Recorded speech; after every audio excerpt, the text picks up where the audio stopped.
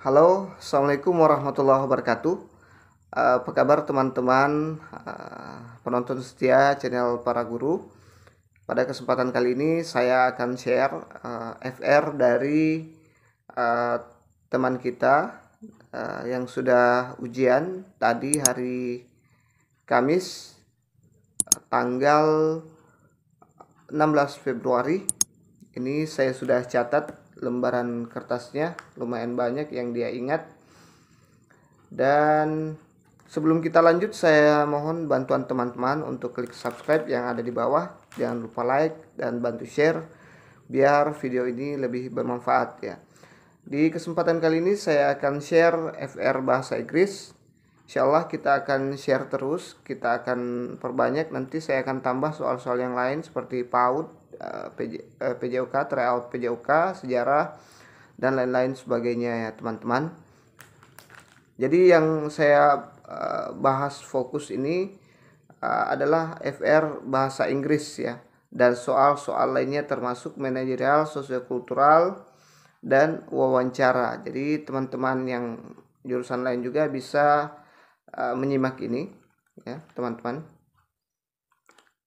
Baik, yang pertama saya ingin bahas dulu yaitu soal manajerial dan sosiokultural. Di situ di manajerial dan sosiokultural dia mirip-mirip TKP. Menurut teman kita ini dia mirip-mirip TKP tapi agak mudah ya. Agak mudah menentukan integritas, moralitas dan sebagainya. Agak mudah menebak antara jawaban 4 dan 5. Intinya banyak latihan membaca TKP saja, itu agak mudah ya. Ini juga untuk persiapan teman-teman nanti yang ikut di tahap 2 dan 3 bagi yang belum berhasil di tahap 1. Jangan berkecil hati ya teman-teman. Oke, selanjutnya wawancara. Di wawancara ada satu soal yang dia ingat betul karena tadi dia sempat bingung di situ antara memilih option yang satu dengan yang lainnya ya. Di wawancara ini soal yang dia ingat adalah Anda mengelola limbah sampah untuk didaur ulang, tapi dia bahasakan sendiri ya. Tapi warga terganggu dengan bau limbah sampah, warga sekitar terganggu dengan limbah sampah yang dikelolanya tersebut. Pilihannya di situ yang membuatnya bingung, apakah daur sampah itu dikelola dengan alat canggih supaya tidak berbau atau malah pengelolaan limbah sampah itu dipindahkan dari jauh dari lingkungan masyarakat. Ya, dia agak bingung menentukan pilihan antara mengelola dengan teknologi canggih atau dengan memindahkan daur ulang sampahnya karena mengganggu masyarakat ya. Masyarakat merasa terganggu dan protes ya. Itu yang dia ingat betul di soal wawancara. Kemudian kita beralih ke bahasa Inggris, Ini dia soalnya. Jadi perlu saya ingatkan kembali, kita ujian itu 2 jam 50 menit ya. Ujian P3K itu 2 jam 50 menit. 40 menit pertama itu manajerial dan sosiokultural. Sebanyak 45 nomor dikerjakan dalam waktu 40 menit. Wawancara 10 nomor 10 menit. Dan sisanya teknis 2 jam atau 120 menit ya teman-teman. Oke, kita lihat di FR bahasa Inggrisnya. Katanya yang saya rangkum ini soalnya super hot. Jadi soalnya super hot, sangat hot sekali katanya. Mirip dengan soal-soal UP, UKM, PPG. Kemudian selanjutnya teks-teksnya langsung dari luar. Jadi teksnya itu langsung dikutip atau diambil dari tulisan-tulisan orang luar, bukan tulisan standar orang Indonesia. Jadi agak sulit, harus profesional dalam bahasa Inggris. Kemudian soal yang paling banyak muncul adalah soal reading, pemahaman bacaan, pemahaman bacaan. Ya, banyak sekali muncul soal what is the purpose of the text. What is the purpose of the text, ya, teman-teman. Yang selanjutnya banyak juga from the text can be inferred. From the text can be inferred, ya. Itu soal-soal pemahaman bacaan. Kemudian ada menebak kelanjutan paragraf. Kira-kira setelah paragraf ini selanjutnya paragraf selanjutnya kira-kira membahas apa, ya teman-teman, seperti itu. Kemudian selanjutnya ini ada neither or nor, ya, ada neither or nor, teman-teman baca itu juga. Ada juga but also, ya, but also itu masuk juga katanya satu nomor. Ada tenses sekitar 3 nomor, was, has been, had been, dan sebagainya. Kemudian ada iklan juga, ada iklan. Dia di situ tadi katanya iklan tentang hotel, ya. Kemudian ada vocabulary, antonim dan sinonim. Ada sekitar 5 soal, itu pun katanya hot. Kebanyakan tadi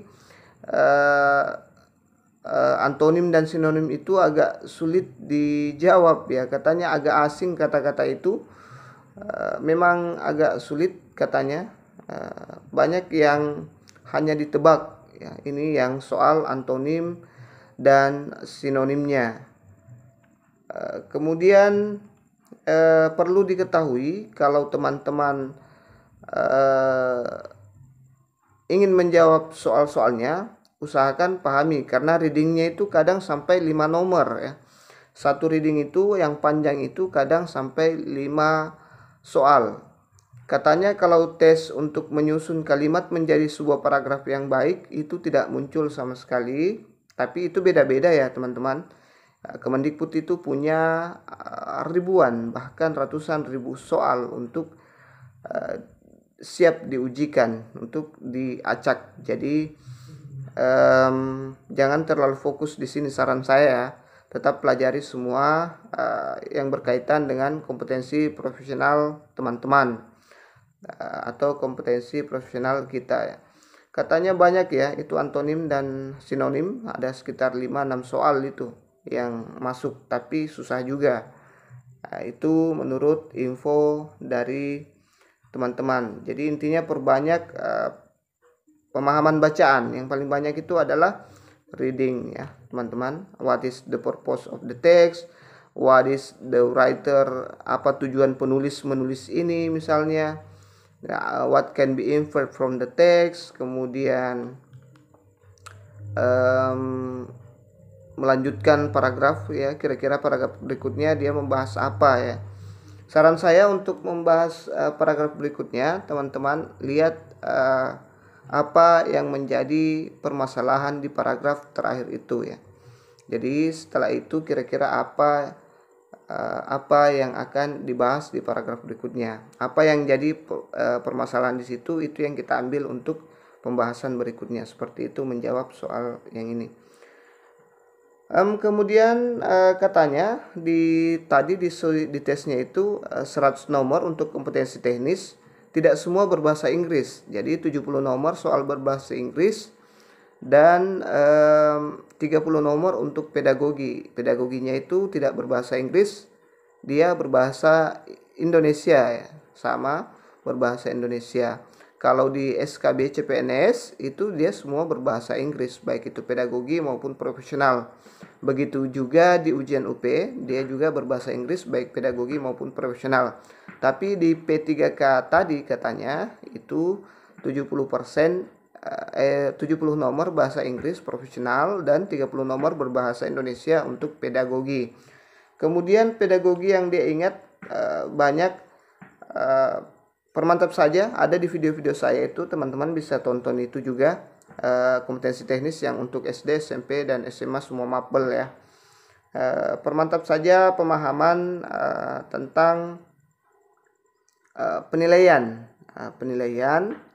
Kemudian yang dia ingat juga masuk juga teori belajar Edgar Dale ya, teori belajar Edgar Dale yang segitiga kerucut itu ya, ada juga di pembahasan teman-teman. Silakan teman-teman lihat di video kompetensi teknis guru yang sudah saya buat, sudah banyak di situ. Silakan teman-teman nonton videonya di situ, teori Edgar Dale ya, segitiga kerucut itu.